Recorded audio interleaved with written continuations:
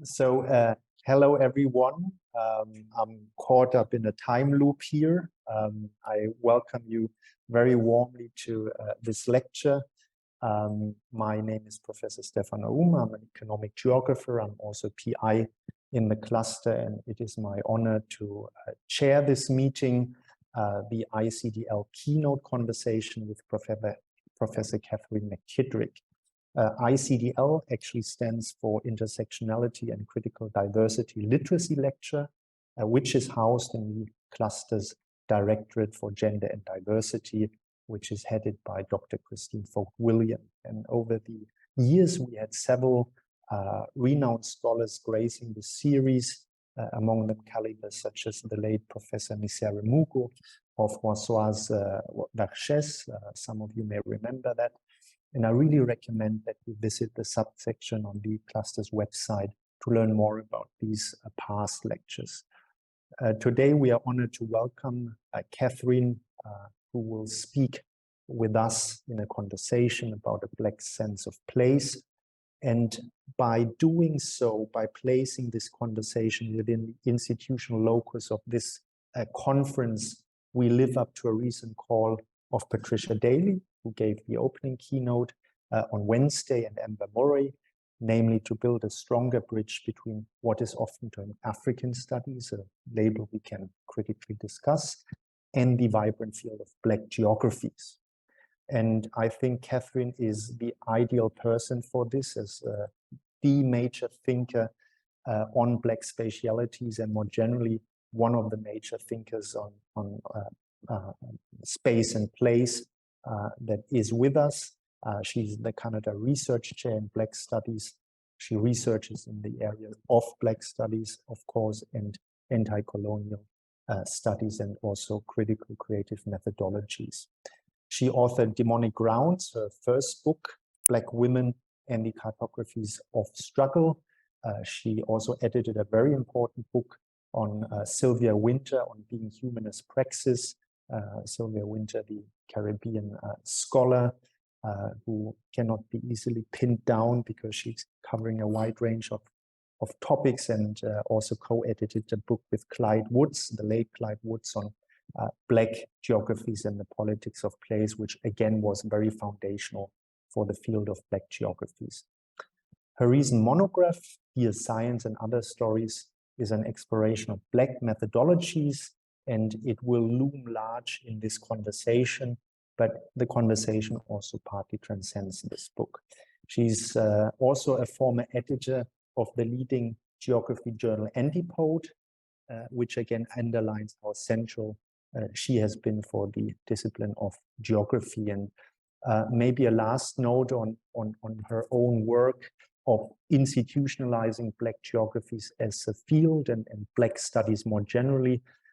She has done wonderful work at the macro academic level, but also in very concrete places like Queen's University in Canada, where together with Vanessa Thompson and Joseph Kamanga, she heads the Black Studies group. And she is also in the process of establishing, I think very exciting, a global Black Studies program that tries to move beyond the confines of North America. And she always has been interested in creative scholarship that undermines the competitiveness ethos of academic institutions and its dark sides, such as hierarchical relationships, gladiatory scholarship, fast publishing, and poor reading and citation practices. And I think Sylvia Wynter, Paul Gilroy, and some other giants of Black studies have been major influences for her on this. The conversation will be steered by Dr. Christine Vogt-William, whom herself is not just the director of said office, but also a scholar of literature and cultural studies in her own right. And I'm very grateful for this pairing, and hand over to Christine for the conversation. We have a few Q&As towards the end of this 1-hour event. And yeah, thank you everybody for being here, and particularly Professor McKittrick and Christine, who is in the room. Over to you.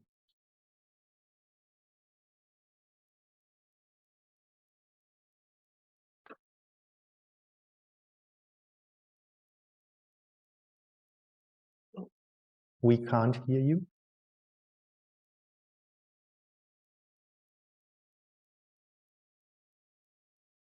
We can't hear you.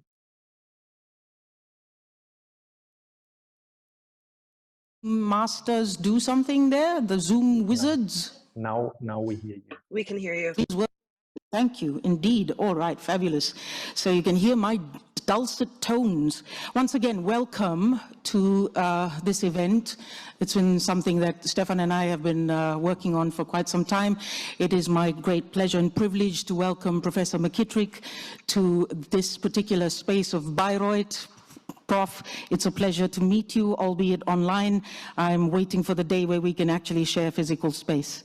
That'll be a privilege indeed.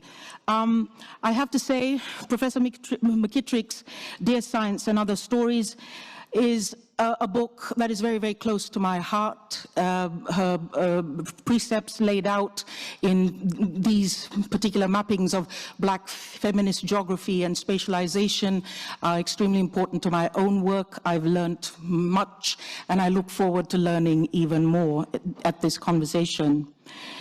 The book itself, Dear Science and Other Stories, combines poetic approaches with an erudite Black epistemic politics concerned with Black histories and how these have contributed to the intersectional spatialization of bodies read as Black. Here the term Black transports more nuanced political, poetic, and intellectual aggregates of being rather than a mere racial category built on colonial logics. Thus, this conversation is meant to sound and map distinct Black epistemic values through intersectional readings of power relations in structural, cultural, and disciplinary sites of knowledge production. Notably, the concept of the intersection itself and its accompanying socio-political and epistemic identity vectors are in and of themselves spatializing metaphors. We are engaging here with entanglements between the arts and the sciences in this valiant book, with a view to envisioning and perhaps even generating some African studies research paradigms and practices which are more aligned with the multilocality and multivocality of a Black sense of place, at intersections where power is scrutinized, navigated, negotiated, resisted, and reclaimed. So without any further ado, Prof, could you please share your thoughts with us on your conception of Dear Science and Other Stories as a means to draw attention to Black spatialities? How might such a volume as this be helpful in reconfiguring how African studies is practiced as a transdisciplinary field? Thank you. Can you hear me? Thank you both. I want to, just before I attend to your question, Christine, I want to thank both you and Stefan for inviting me here, but also accommodating me. I have a kid with special needs, and it's hard for me to travel now. And so I'm really honored to join you from afar. And also just quickly, thank you to the Zoom wizards and anybody else who's sort of supporting the goings on of the conferences online and where you are. To your question, I'm going to repeat it maybe for the audience. Share your thoughts on the conception of Dear Science as a means to draw attention to Black spatialities, particularly in relation to African studies and transdisciplinarity. So I think one of the key questions, or one of the key connections that I make in Dear Science is between disciplinary knowledge and the production of space. After I completed Demonic Grounds, I became incredibly interested in methodologies and thinking about how disciplinary knowledge, especially, but not only in the academy, was a kind of a mapping exercise. So if we look at the establishment of departments or departmentalization, if we look at the history of how the university was built, actually more broadly, and what it does to contain knowledge, we can observe that knowledge and space are demarcated knowledge and space are demarcated and produced simultaneously. So here we can think of like just the bones of an academic institution: hallways, signs, office spaces, labs, and they produce a kind of spatial footprint that's entangled with knowledge. On my campus, for example, I recently learned that the physics building has really great water. In fact, it has better water than anywhere else on campus. So we can think about this in terms of just like the practical walking through the campus. Our business school is huge. It's new.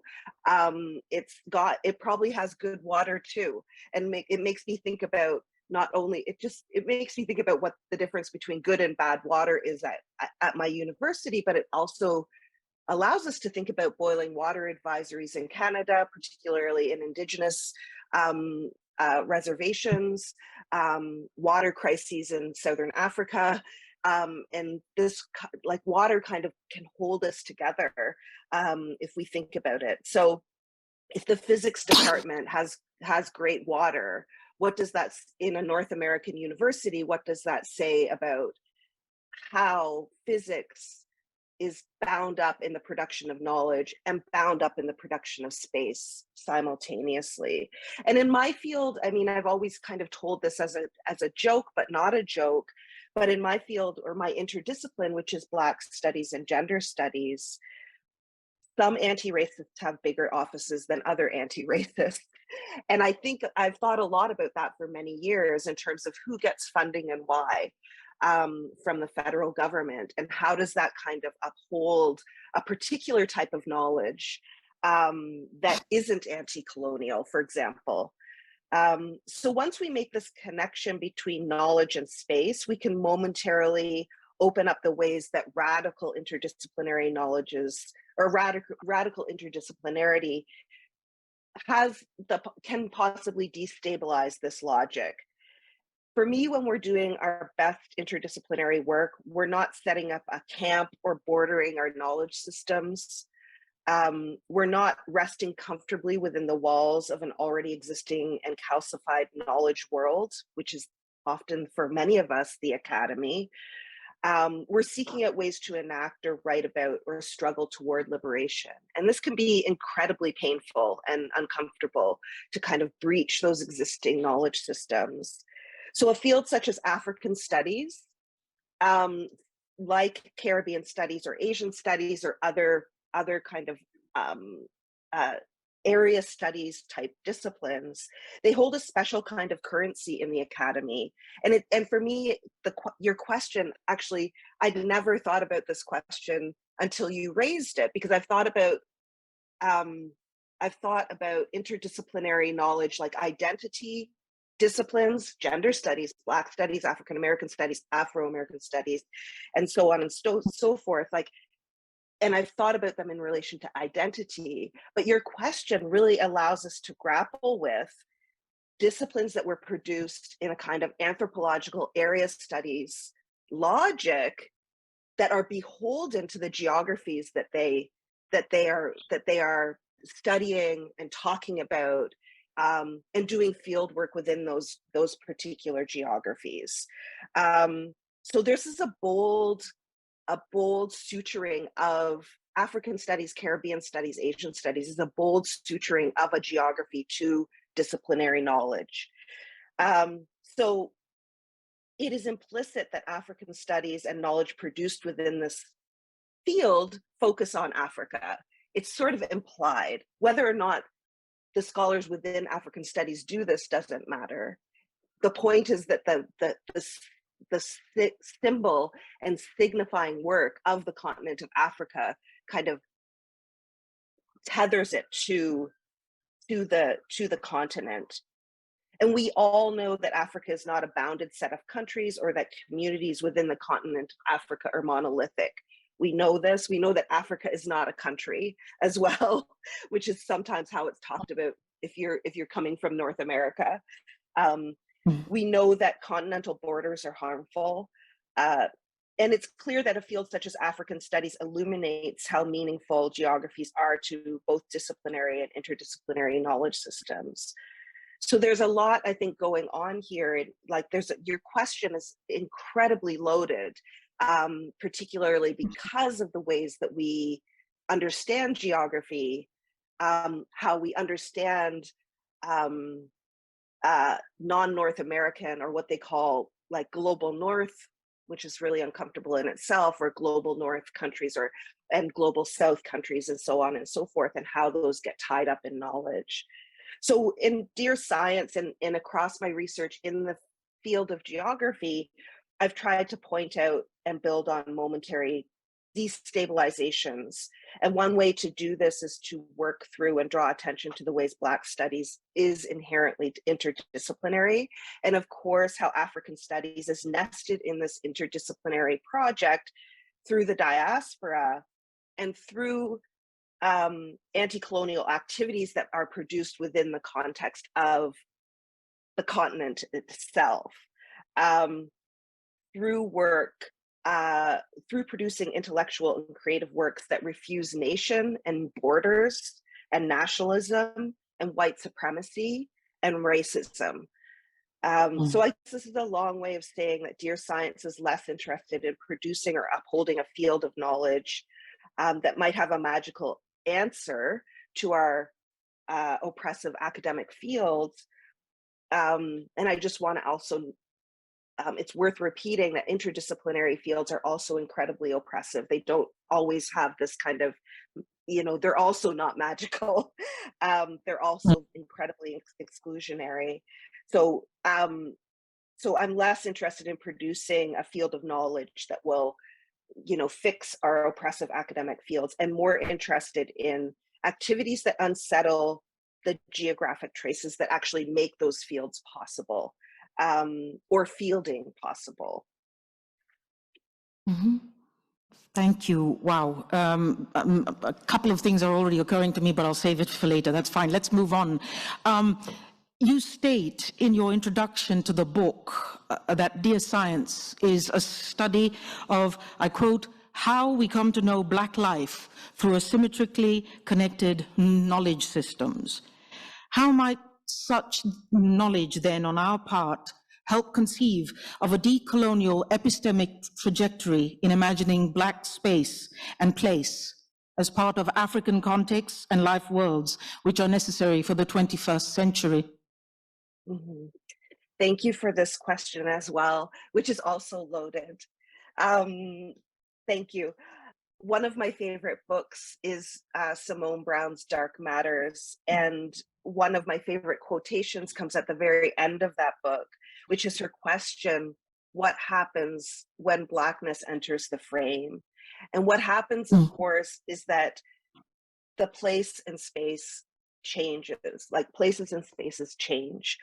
When Blackness enters a room or a store or a countryside, these places and spaces shift affectively, psychically, and even physically. They become laden with new or different meanings, precisely because Blackness holds in it all kinds of complicated histories and struggles that illuminate both Black and non-Black intimacies. So Dionne Brand has a very famous, almost over-quoted line from A Map to the Door of No Return, where she says, history is already seated in the chair in the empty room when one arrives. Imagine writing that. Imagine what it took to kind of think that through, and what history is sitting there when a Black person enters the room. And we can go back to my earlier comments on, you know, the business school, the physics department, and what does it mean for a Black person to walk through those halls? And it's unsettling. It can be both liberatory and unsettling at the same time. So when we think about this in terms of actual geographies, which is how I always try to ground my work, I'm always like, where is this happening? Not who is there, what is there, but where. Then I think that allows us to kind of do this analytical work that you're asking us to do. So when I talk about asymmetrical knowledge systems, I'm thinking about the entanglements between Black and non-Black communities, which are unevenly expressed, of course, and lived very unevenly, and how Blackness, which carries this monumental history of oppression, resistance, and liberation within it, reshapes how we make place. And therefore, it sort of holds in it these anti-colonial possibilities. They aren't guaranteed, right? Liberation is never guaranteed. It's always unresolved. This is what we learned from Sylvia Wynter and Paul Gilroy and others. but that struggle to sort of expose those contradictions is incredibly important in terms of placemaking. So therefore, it's not just about what happens when Blackness enters the frame, but it's also about how Black folks experientially and empirically and optically engage the frame. What do they do? The important thing for me is always, in addition to kind of grounding ourselves in material geographies, is like what kind of activities are taking place in those frames or in those geographies that seem to be so static. How do Black folks agentively remake place and space, even if this is at the level of the imagination, right? Because the imagination and the psyche are kind of geographic scales. So part of my work has always been to think through how Black women and other anti-colonial thinkers totally reconfigure how geography is conceptualized because of how they live and read and take up space and place. One of my very first questions when I was a PhD student and I was sitting in Linda Peake's feminist geography class was about Toni Morrison's The Bluest Eye. And I started to think about Claudia as a young Black girl navigating Lorain, Ohio, and what she did on those streets, and what the home looked like, and what the Breedlove's couch looked like, and all of this kind of, all these geographies that kind of made her world, and Picola's world, and so on and so forth. And I thought, what kinds of geographies does Claudia from Morrison's Bluest Eye offer? And how does her sense of place overlap, diverge, and undo those geographies that constrain and discipline and despise young Black girls? And that was a mind-blowing moment for me, because it simultaneously showed Claudia's agency within this context of, like, within geographies of duress, right? So how do radical Black folks and radical anti-colonial folks cast out, existing geographic models that are so invested in coloniality and ownership, here ownership always has this preamble, like you can't belong unless you own something. And so how do they not do that? How do Black and anti-colonial thinkers not rely on ownership to advance a mode of belonging? Or how do radical Black folks and other anti-colonial folks offer a version of geography that is cooperative? And there I'm stealing from Clyde Woods, shifting, provisional, improvisational, and a set of activities rather than a static place. So those are some ways for us to think about your question. Thank you. Again, I could jump in there, but I'm not going to. I will restrain myself because we also have to watch the time. But let's move on to the next question. As you've probably noticed, I've sort of jumped into the text and really taken out some of these very appealing chunks here.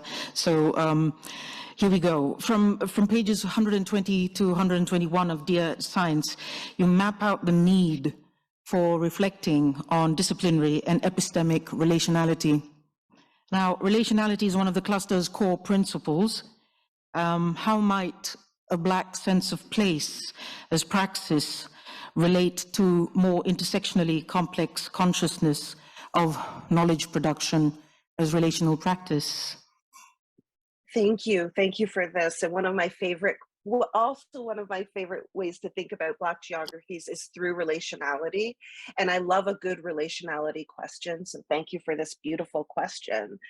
A Black sense of yes, it's like, yay. A Black sense of place is something, I'm still thinking through this concept. And I think you might find it in some of my earliest writings, like a paper on Toni Morrison's Bluest Eye, I'm not sure, or an early paper on Black Canada. And it's an ongoing concept. And it's my attempt to think about diaspora as method. And I had this very kind of, I don't know, like dreamy idea that one day I would be able to figure out diaspora as a method rather than as just as a concept. And I'm not there yet. So a Black sense of place kind of stands in for that. It's an attempt to center fleeting movement and displacement as an alternative knowledge application. It's an idea that I'm still working out, as I mentioned, but the key for me and what I've learned from Black scholars is that focusing on activities and context is incredibly useful. A Black sense of place is a provisional method precisely because it is relational. So Edward Glissant taught us that relation is not easy or fun or knowable. I mean, he kind of gives us that clue, and it's this terrifying moment as an academic where you're like, this isn't an answer? Are you kidding me? Thank you for nothing. But because it's provisional and because it's an activity, that's what we have to sit with, and that's what we have to live with. So it's a shifting and painful and opaque activity. If relation and relationality are sets of activities that change or mutate according to context, a Black sense of place, which is where we know from, it's not about who we are, but where we know from, this must remain terrifyingly open and open to change, open to failure, and that liberatory promise that what we're working toward may never be realized. And so relationality allows us to think about liberation or freedom as a process rather than as a goal or an outcome. And I'll just add something here, which is the university demands learning outcomes that are stable and knowable and transparent. We all know this.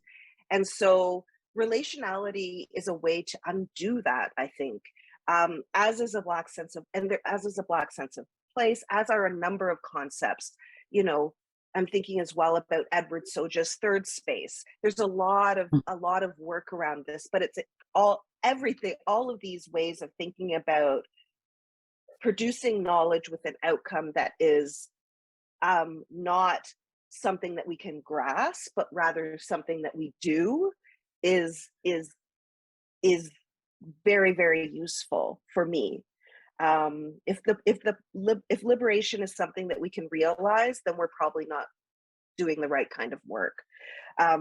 In terms of intersectionality, I do shy away from using intersectionality, and that's not because I don't like it as a concept. It's because I feel like I don't know enough about intersectionality in terms of Kimberly Crenshaw's work, as well as Patricia Hill Collins, and the kind of good work that's done on this concept.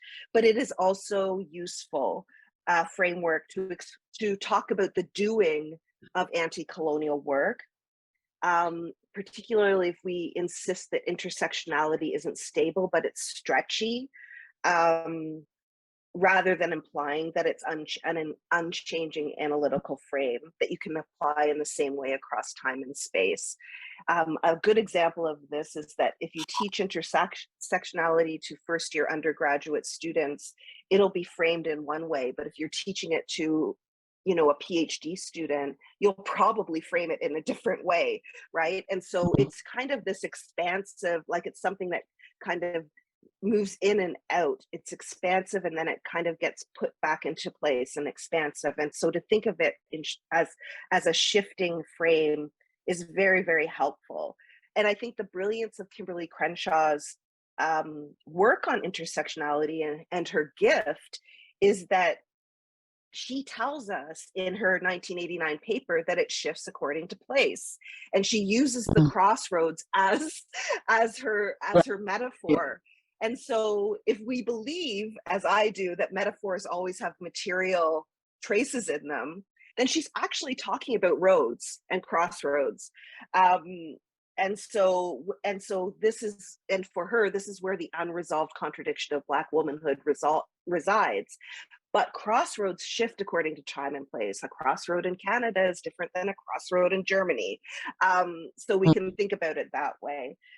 So what if we think about intersectionality as a place and not a person? And I don't think I'm like the first one to say that. I think that that's, if you're framing this whole conference around the continent of Africa, the complexities of Africa, as they're tethered to intersectionality, that's another example of how this intersectionality is a place. And And again, I'll say, I don't think any of this kind of theorizing is easy. It's hard. It's hard because we live in a world where we are supposed to resolve things, where intersectionality is the answer, that it will give us liberation. And so it's a struggle, and holding on to that struggle is not like, it's not easy for me. I don't think it's easy for anyone. We're looking for a way to resolve our agony, and we may not be able to do that. So yeah. Thank you. Yeah, there's so many more questions. I could sit here for 2 days and actually have conversations with you. Yeah, I can't wait for us to share space physically. I'm just going to say that again. I've just been told, however, that we only have another 5 minutes, and yeah. So strict timekeeping here, Catherine. Sorry about that, but there we go. So I would then like to ask if there are any questions in the room, if we would be given a little bit of generosity, maybe 2 questions, 2 pressing questions, 2 burning questions. We have 15 minutes. Okay. Okay. Okay. So we can continue until 5? Okay, all right. So okay, they're insisting that we've got 15 minutes for questions. So there we go, people. Take it away. Now's the time. 15 minutes, all yours. Golden 15 minutes. Going once. Going twice. Come on, don't make me beg, please. What's going on? Yes. Okay. We have a question from the Zoom, and here it is. Catherine, here it comes. What is your interpretation of the term African space? What is your interpretation of the term African space? I love that. I love thinking, I mean, immediately when I saw that in the chat, I immediately thought of one of my students who's working on space studies. So the cosmological space, and thinking about space and space travel. Of course, I don't know much about space travel, and I don't know much about rockets or anything like that, but I have to say that African space immediately took me up to the sky. And once again, I'm not a physicist, so I don't know anything about like stardust or anything. I think African space can be thought of in a number of ways.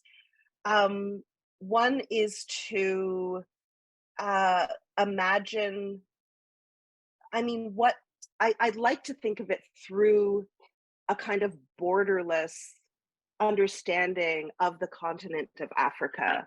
So how do we, and I think this is not, African studies isn't my field, and I'm okay, obviously admitting that, but in terms of geography, how do we think about the continent of Africa in terms of that, a kind of wholehearted colonial project that produced the conditions for us to not want to replicate that colonial thinking in terms of the geography.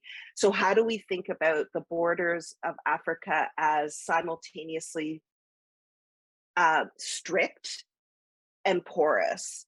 And again, I'll go back to thinking about exposing the contradictions of these geographies. They're not geographies where porousness is going to resolve anything, or where strict borders are going to resolve anything, but conceptually, how can African space, because you asked about space and not place, and I think that that's important.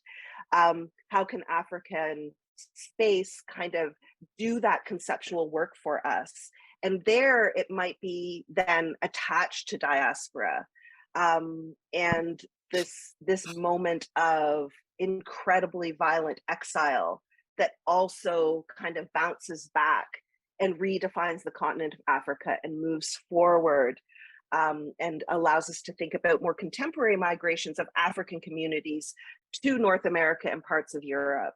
So I think that that's, I mean, it's not, I don't think that, I have to admit, I don't love my answer, but I think those are the kinds of entanglements and possibilities that African space allows us to think about. A kind of openness that is produced through enclosure. Yeah. Mm-hmm.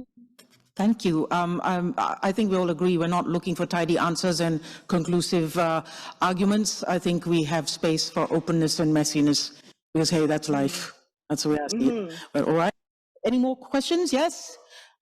Yes, indeed. Yes, please speak. You have the floor. Thank you. Thanks so much for the conversation and for being here. Really inspiring. And I was kind of struck by your notion of Black studies and liberation, not relying on a sense of ownership, but rather being open, sort of also with regard to belonging. And there are, of course, a lot of references to that in Black studies, and I mean, you know them all. But I was wondering about sort of the relationship with indigenous studies and the question of land that is so central also in many political debates, also actually in Africa, but of course in Canada as well and elsewhere. And you see sort of that relationship in terms of decolonial critique. Thanks. Thank you so much for your question. It's a real Canada question, which I think we're, I'll just repeat that we're still grappling with. I think there are two ways to answer this question. The first way to answer the question is to kind of go back to Glissant, where I will be a heretic and say, and Winter as well, and I will be a heretic and say that, transatlantic slavery, indentureship, and colonialism produced new worlds, including new geographies, wherein Indigenous, Black, non-Black, and white settlers sort of became entangled in this way that is incredibly painful and terrible. And that produced something new in terms of how we understand property, how we understand space, how we understand geography, and so on and so forth. And so what if we take that terribleness as our starting point to think about our relationships with each other? And what that does is it obfuscates an understanding of indigeneity that is from the time immemorial, right? Whether on the continent of Africa or elsewhere. It asks us to shift how we understand the land in relation to the land and belonging as something that we've kind of been thrown into together. So that's one way to answer the question, which is to kind of focus on that moment of painful encounter between multiple communities.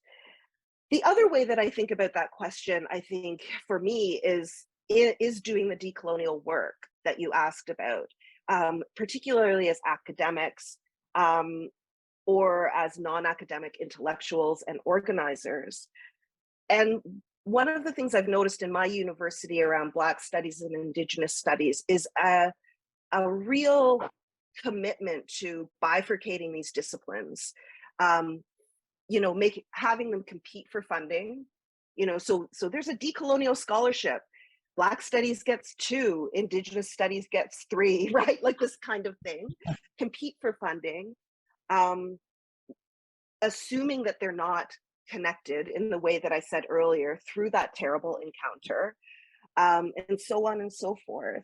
And I think part of the work ahead is to really commit to positioning Black and Indigenous studies as not through identity, but through their anti-colonial struggles for liberation.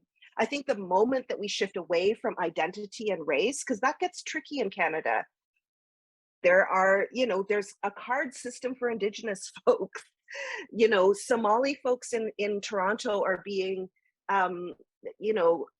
carded from the continent of Africa are being carded more than perhaps those from other countries and things like that. I think it's important to notice how Africa kind of African indigeneity appears in Canada and what is done with it, and it gets kind of transformed into this quote unquote African American gangster thing because of the ways that people are using the optics of Blackness or the optics of indigeneity to understand how these communities relate, but also to understand how they're completely different. And part of the anti-colonial work, and you can think about this through Leanne Benamasaki-Simpson, Robin Menard, Norbezi Phillip, as well as other folks who kind of say, like, we're in this together. Like, we're fighting colonialism together for our collective liberation, right? And that shifts it away from identity and the crudeness of some kinds of identity politics, not all, to a kind of more capacious and generous, but intense rebellion against those systems that insist that we're different. I hope that helps. Yeah. Yeah, she's nodding, so it's all good. All right. Okay. Who else? Another one? Yes, please do. Thank you so much for the conversation. It's been really generative. And I had a question around thinking of Black geographies, because in my department, we are trying to create a reading group. And so I'm in the South African context.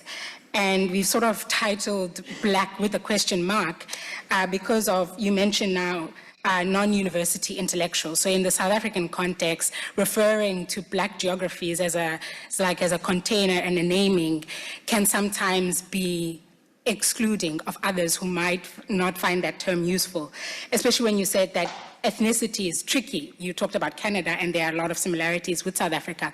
So how do we sort of deal with that term that we might be comfortable in how we are thinking of it in an expansive way, but in other contexts, in the context is the way we want to have these conversations. So they would, I don't know, it's not useful to have the conversation around Black geographies only in the university context. It has to actually filtrate to the people who are also experiencing it on the daily, who are outside. So how do we grapple with how the term can potentially exclude the very people we want to include? Yeah. Yeah, thank you for that great question. And yes, so much yes to these kind of complicated relationships between the university and not. So the first thing I would do is say read Ruth Wilson Gilmore's Abolition Geography, either the short essay or the whole book, if you can. There's a short essay in, I won't remember the name of the piece or the edited collection, but now there's the full book. And also the work of Clyde Woods, who is also, Stefan brought up in the introduction. Why these two authors? Because they insist that Black geographies are always already produced through the dynamism between the academy and organizers, always. And so they provide us, so does Bobby Wilson, but they provide us with a grammar to insist that the Black and Black geographies isn't academic only. It is about the relationship between academics and organizers. Clyde Woods has this beautiful moment in Development Arrested where he talks about, so it's this kind of really thick and almost like the font is small, it's hard to get through this book, but he's talking about the blues, he calls it a blues epistemology. And so one of the ways that he sort of upholds or kind of what underpins his entire analysis of the plantation economies in the South of the United States is to rely on blues musicians who provide the critique that set the stage for his entire kind of study, his entire academic study. So here again, we can't, it is a lesson in how we have to think across. We have to think about Blackness as a capacious opening to study liberation, And so I like the idea of Black question mark geographies, and also, you know, insisting that Black is a signifier, and it's not, you know, what if Blackness is a place rather than a person, if Black geographies is actually a place and about place making, then perhaps it can move outside, or I shouldn't say perhaps, it should always move outside the walls of the academy. The poets are going to provide us with the grammar for liberation much more quickly than academics are. I'm sorry, but I think it's true. Sir Buzzy Phillip is going to offer me a lesson in getting free much more quickly than some academics. And so this is a way of also thinking about committed organizers, people who are doing on the ground work, and then setting up. And then I think part of that work then is therefore setting up a set of conversations that always decenter academic knowledge. So always bring in the poets, always bring in the organizers. Even if we disagree with the poets and the organizers, they have to be part of the conversation. You happy? Great, so am I. All right, how are you doing? Good, yeah? But we can carry on the conversation at a later date, I'm thinking. Katherine, thank you so much. Can we have a round of applause, please, for our guests? Yes. Thank you so much for those questions. They have enriched this encounter. We have just this time, but it was the one golden hour that we had. Thank you so much for all of you to take time from your coffee breaks and come out with us and actually have this valuable conversation. It will continue. And what can I say? Stefan, Katherine, I wish you were here. I'd give you both hugs, but hey, virtual hugs from me, and yes, I will see you all very soon. Thank you so much. Please go out and enjoy your break before the next session. Thank you. Thank you so much for having me.